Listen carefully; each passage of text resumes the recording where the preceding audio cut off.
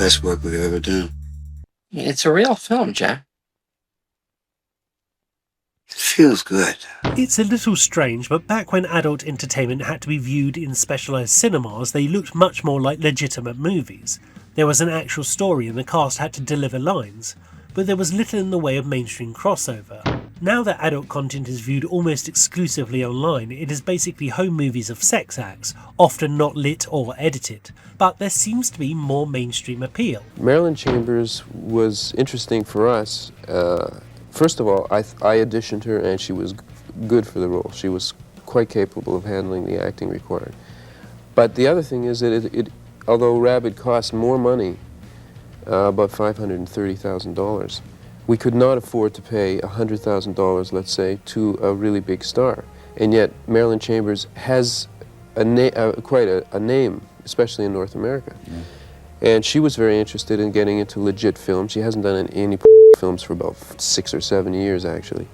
She has a Las Vegas show that she does. And she wanted to try some legit. See, for her, my films are legit, you see. It's all relative. The reason I wanted to talk about this topic is because I saw this movie, AI Rising, which I had confused for this movie, Ex Machina, and I think the people in charge of the advertising wanted that mistake to be made. But what I found was a really great ultra-low budget hard science fiction film, which does all of the things that great science fiction should do, which is to say leaving you to fight with ambiguous moral conundrums.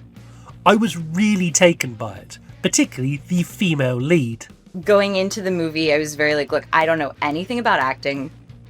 I might actually have bad habits, and all I can worry about is just like right here doing my job. Although shot in the English language, the film is actually from Serbia. I didn't recognise anyone in the cast, so I got onto IMDb and looked up the female lead, who goes by the mononym Stoya. Unfortunately, she hasn't done a great deal of other movies, at least not the sort I can talk about here. She was in a web series called Dagger Kiss, which looks well-intentioned but limited by its budget. I didn't want to go into politics or teaching, so I was like, yeah, it'll probably be fine. She has done some off-Broadway theatre, and was praised for her acting, but it looks like this foray into cinema was a one-off. So do you get bored of ever just talking to rich people? It can get tedious. It can get tedious? It can. You really have to adapt and become something that they want. The Girlfriend Experience is a pretty low-key, almost mumblecore drama from Steven Soderbergh, who often makes a little quirky film after a string of mainstream hits. This one is about a prostitute who pretends to be the girlfriend of her clients, and it stars Sasha Grey. The way she spoke about her work, I thought, was pretty unusual for somebody in her business. When the idea for the Girlfriend Experience came about, I immediately got a hold of her and said, "This is something you might want to be a part of." No way, this is real. This is pretty awesome because I'm a fan, so it was pretty surreal. I too am a fan of Steven Soderbergh, and I try to watch everything that he makes, providing it's not a Netflix production. And this is what I would call a mood piece, meaning it has interesting things in it but no story. It's a patchwork quilt of scenes that never really build to anything emotional or even physical. In December I'll be shooting a film in Paris, and in March I'll be shooting a film in LA as well. And I'm actually going to New York to do a stage performance right after London. The Girlfriend Experience wasn't a huge hit, but it does have its fans, and it did spawn a spin-off series, in which Grey did not appear, and I have no interest in TV, so I never watched it. But after this, Grey was in a very low-budget horror comedy called Smash Cut, which I confess to enjoying, but it is exactly the sort of schlock adult movie stars have always appeared in. She was in a movie called I Melt With You, which I haven't seen, and a film called The Girl from the Naked Eye, which I saw under the title Revenge City, and Sasha Grey is barely in it. But then she made this movie. What is this? It's her phone. She thinks her camera is off right now. She's the one who goes around screwing over guys like you. I'm just getting even. She'll do anything you ask, Nick. In Open Windows, Elijah Wood plays Nick, who has won a contest to meet an actress he idolises, only to have a hacker take over his laptop and manipulate him. He is a pawn in a revenge plot, and the final twist reveals motives aren't all what they seemed. I know this isn't the first film or even the last film to show the story from the point of view of a laptop screen, but it is the best I have ever seen it done. This is a 21st century version of a Hitchcock one-room thriller. Yes, I played Jill Godard, a young actress who's sort of this cliched Hollywood bad girl who's always at the center of tabloids. But when we meet her at the start of the film, she's going through an internal change and she wants to be respected, essentially. And everybody around her wants her to essentially stay the same because she's been controlled and sort of manipulated and molded into this actress and personality that she is with no control over it. So at this point in her life, she wants to change and take control of who she is. And it isn't until she meets Nick, who ultimately saves her, that she gets that opportunity for the first time to really disappear once and for all and get that change she sought. Open Windows is a really tense film and rather well put together, right up until the last 10 minutes or so, when for my taste it goes a plot twist too far. As far as acting goes, I'm taking it slow because I don't want to be forced to be put in a box, because otherwise I could just go do reality TV and never have to think about anything ever again. So I'm sort of fortunate in that way where I have the ability to do a little bit of everything and be careful about the projects that I pick, which is so nice about working with Nacho. Is he's very unique and one of a kind. After Open Windows, Grey was only in one other movie called The Scribbler, which one reviewer called the Asylum Films version of Sucker Punch. It's kind of fun, very stylish, but total nonsense. Sasha Grey is in it for a total of about 3 minutes, non-consecutive. That came out in 2014, over 10 years from the recording of this video, so I think it is safe to assume that cinema is not high on her priority list. This is the second film in a row that's gone down because of the new economics. It's now cheap enough to make a movie. Fuck it. You write it. I'll direct it. We'll pay for it ourselves. We won't ask anybody's permission. And we will create cinema for the post-theatrical era. The movie Schrader is talking about in that clip is 2013's The Canyons, which was made from an original script by American Psycho writer Bret Easton Ellis, and stars Lindsay Lohan and James Deen. Not that guy, a different one. My reason for doing most everything I do is personal satisfaction and, self-fulfillment and experiences and, because I want to, et cetera, et cetera.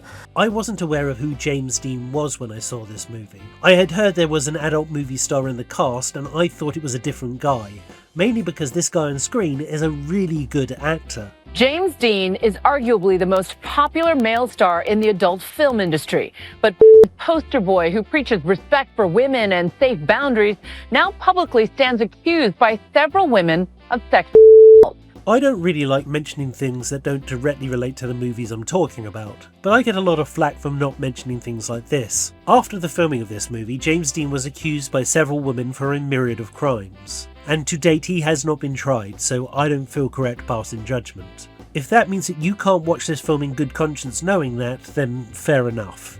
It's a very cold film anyway. I mean, when Paul and I made this movie, we agreed that it is a quote-unquote a cold, dead film, and that it's about cold, dead people, and that is interesting to us. It's not uninteresting to us. It's something that we were fascinated by, and I have often been in my career, as has Paul. So, and we knew we were going to take a lot of flack from critics who demand a more humanistic view of the world. That seems to be where we are now in world cinema, a kind of up with life attitude about characters and material. And if you don't ascribe to that, and you want to make a movie like The Canyons, you really do run the risk of being derided and being made fun of. And I think the critical reaction toward the movie is in such disproportionate, it's so disproportionate to what we did, which was we made a film for absolutely no money that was an experiment, something that we just wanted to do on our own. And it kind of blew up into this huge, in the United States, kind of cultural event, and was widely criticized and attacked, and was told, reviews were talking about how terrible it looked and that it was something You know, it was being reviewed up against movies like Wolverine and a lot of mainstream movies without going into the background of what this movie actually was. Now, of course, a lot of that had to do with the casting of Lindsay. She made it into a much bigger story. I mean, but yeah. It is a twisty little thriller set in the Hollywood underbelly, and everyone in it is a bit of a sociopath. Lindsay Lohan was recovering from addiction issues at the time of filming, and rather than seeing this movie as an opportunity to show a different side, I believe she felt exploited and therefore wasn't easy to work with. In a new podcast, according to Radar Online, screenwriter Bret Easton Ellis believes the troubled starlet's reputation ruined the movie. Quote, "I think where we went wrong was with the casting of Lindsay Lohan. Now, I don't mean she wasn't good in it. She was very good in the movie. I mean that suddenly The Canyons has become the Lindsay Lohan film." I do agree with that statement. Lohan is good in the film, but she becomes the only thing that people want to talk about. We received a rave review for Variety, a couple negative reviews, and a couple mixed reviews. The predisposition on the part of HuffPost and of most of the people in the media is to look for something negative to say about Lindsay. And I'm very curious about this, having sort of lived in this Lindsay phenomenon for the last year. Why do you think it is that there is such a negative reservoir of feeling about this girl? Mm-hmm. It's almost like the Obama derangement syndrome, where people can't even see Obama because they're being blurred by their prejudices. Why do you think Lindsay does this to people? Well, I can answer for myself in my own opinion because that wasn't my article. And I'll say, even though I'm on HuffPost Live, I don't know if my opinion are going to be those of the Huffington Post at the moment. But I would say that we do have an addiction to what, quote, celebrity train wrecks and people who go downhill. And I think a lot of times with Lindsay Lohan, where initially the public was worried about her while at the same time fascinated, we then became irritated with the sort of what seemed like exploiting her own entitlement as a celebrity. And then when that New York Times piece came out, this is what happens when you hire Lindsay Lohan for your film, an 8,000-word piece on the problems of working with her. It felt even more kind of like, God, she is so out of control. At this point, it's no longer a problem with addiction. It seems like it's just a personality problem, a malfunction with her as a human being. Even now, over 10 years after the release of this movie, after a scandal which must have shook his career to breaking point, it's barely mentioned that James Deen is even in this film. Well, I support the industry wholeheartedly, as well as the right to free artistic expression, and believe quality adult content should be made. I also know that I don't want children getting their sex education from it. Jenna Haze was once a performer, but since leaving the industry has retrained as a therapist. And I've never given a speech before. I've only done acting roles and hosted the AVN Awards. And at the AVN Awards, I had a couple lines here and there, go backstage, and it was really easy to memorize. This was really different. And they want you to memorize the whole thing. And I was like... I was going to ask you, do you get a teleprompter or anything like that? No, I actually, I broke the rules a little bit, and I did it Monica Lewinsky style, the way that she did it when she did hers. And I had a little music stand with my notes in case I lost my train of thought, because I had such stage fright. Of course. I had such stage fright that I was like, I'm going to go blank. And if I go blank, I'm going to panic, and then I'm going to cry, and then I'm going to run off stage. It's surprising what makes a person shy, especially considering their previous career, but she was in a movie called Raised by Wolves, not to be confused with the Ridley Scott-produced TV series of the same name. This was an independent horror film made by Mitchell Altieri, one half of what is known as the Butcher Brothers. In the past couple of years, I did 3 movies, which has been insane. Raised by Wolves is not one I've seen, but is it out and? Yeah, it's done. It's kind of a weird. That movie was a very tiny movie that we did, and a company did it. It was a foreign company, so it was released overseas first. Oh, cool. And now, from what I've heard, there's because that was a movie that really did for hire, and now I think it's getting released here, but they've been. Okay. It's one of those things where we're just waiting on it. We don't know when they're going to release it. It's solely up to them, which is it really sucks about the. Well, that does kind of suck, but it's good that it got out in Europe. It's one thing to get.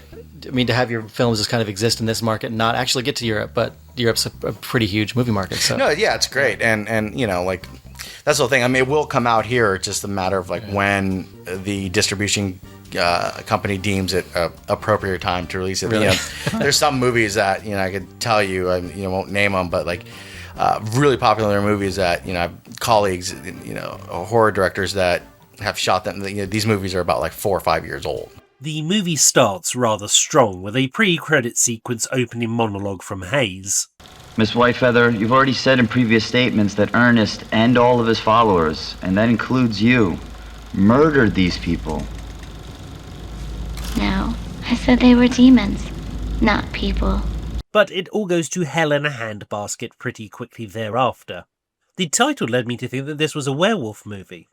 But it's not, it's a demonic possession film. And I have no idea why that all found footage movies have to be bad footage. It seems to be licensed to be sloppy with the filmmaking. Most kids these days have an understanding of how to shoot a film, even if they're only doing it for their own amusement. But any found footage film seems to be filmed by someone who has never touched a camera before. Anyway, this film is tedious and unpleasant to watch. You disappeared. Well, the last movie that I remember the day very clearly, it was Odd Jobs. Yes. What, number 4? Yes, 5. Odd Jobs 5. Was it? Yes. Are you sure? Yeah. It was the gardening scene, right? Mm-hmm. And like, that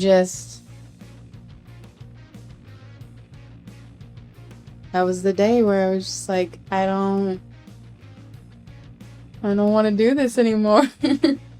Michelle St. Clair is a retired performer who is better known to her fans at least by her stage name, Belladonna. Her first mainstream movie was the horror film The Ladies of the House, directed by John Stewart Wildman. This film is hard to get hold of, I can't even find a copy of the trailer online, but apparently it's about cannibal strippers.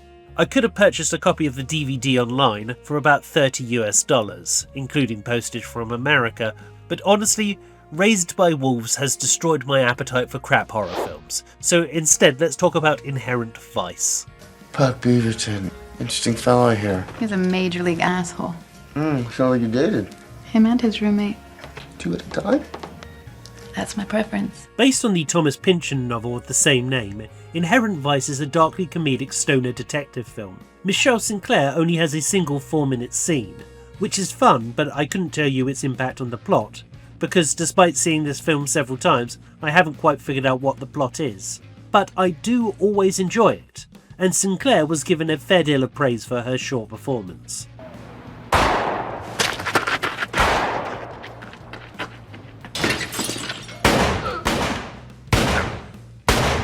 The last film I'm going to talk about in any detail is Baise-Moi from the year 2000. I have saved this film to last because out of all the movies I've spoken about here, it blurs the line between adult and mainstream the most. Based on a novel and co-directed by its author, Baise-Moi has 3 adult performers, 2 on camera in the female leads, Karen Bach and Raffaella Anderson, and 1 behind the camera in the film's co-director, Coralie Trintry. How important was it to you that the sex in the film was actually real rather than acted? You can ask the question on the other side. Why do we have to imitate? Mm-hmm. Imitate sex in movie? Why can't people do it for real? Mm-hmm. I mean, if an actor is eating something, he can eat it for real or fake it. I think what's important in our movie is that, to me, for the first time, you can see a girl having sex and being a real slut, and then laughing, and then having friends, and then being violent and angry, and then being stupid. It's being a whole self, and this is quite new to me, and this is why I find it really important to see a woman being screwed, and then being something else, just not because she's cool, she's going to be schooled for the whole movie. The film was designed to provoke a reaction from everyone, and it got it. The reviews were polarised, and I think that's largely because of how ambiguous it is to the events portrayed, and portrayed in graphic detail. I really can't say much about what goes on in this film, as YouTube is sensitive to words which are used on its site.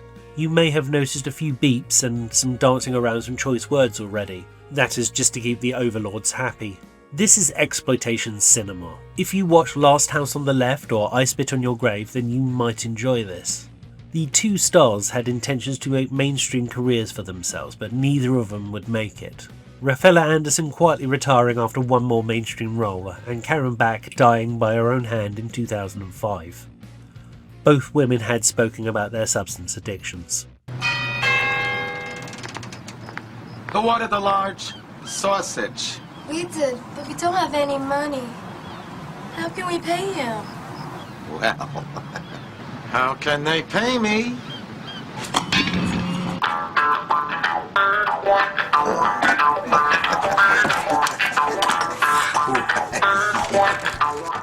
Ron Jeremy was cast and had filmed scenes in the 1998 Robert De Niro film Ronin, when the producers put two and two together and figured out that he was that Ron Jeremy, and they edited him out. But that was 1998, and I can't imagine that really happening these days. At least not because of industry ties. Maybe because he was also accused of a myriad of crimes which he was unable to stand trial for due to his advanced dementia. I think Ron's tendency to hoard things was very indicative of someone in a state of mental decline. Ron's condo was a disaster. It was a disaster. This is Ron's living room? It was literally unlivable. And then for the last several months when he was free, he wasn't even living in his condo. He moved across the street to the motel where Janis Joplin died. He was also paying other women to live there just to have people around him. Again, I only include this here as I don't want people thinking that I'm making their industry out to be nothing but sweetness and light. But the stigma of having worked in this industry seems to be ebbing away. Certainly I wouldn't think twice about casting someone from this background, providing that they can act. There are some really good films mentioned in this video, and if you're looking for two to start with, I would recommend AI Rising and Open Windows. But I should also say that if you're an actor starting out your career, you're probably better off rising through the ranks in the traditional way, rather than going off and setting up an OF account. Because the time of the superstar adult entertainer is over, and that is the reason why these stars have been cast. Yes, it's nice if they can act, and some of them can do it very well, but they have a following, a built-in fan base who are likely to watch the movie if they are in it. This is why sports stars get into movies, this is why musicians get cast. Sometimes they excel in movies, their charisma shines through, but sometimes they're just there to prop up the furniture. And for the producers to say, hey, look who we've got. I think if anybody has the talent and the acting abilities to cross over into the other world, the mainstream world, I think it's you. And I wish you the best of luck tonight, and I hope you take home that Performer of the Year. Okay, well this was a difficult video to make, but I think I've managed to do it while staying on the correct side of decency. This is about mainstream movies after all, and I am making my own movie, and it is far more family friendly than anything featured in this video. If you would like to support me in that effort, you can send me a one-time donation via this site. And if you could leave a comment down below, it helps this video get seen by others, though that might not be a good thing considering its content. Anyway, I'll have to deal with that. I'm Scott Kingsnorth, and I'm making a movie.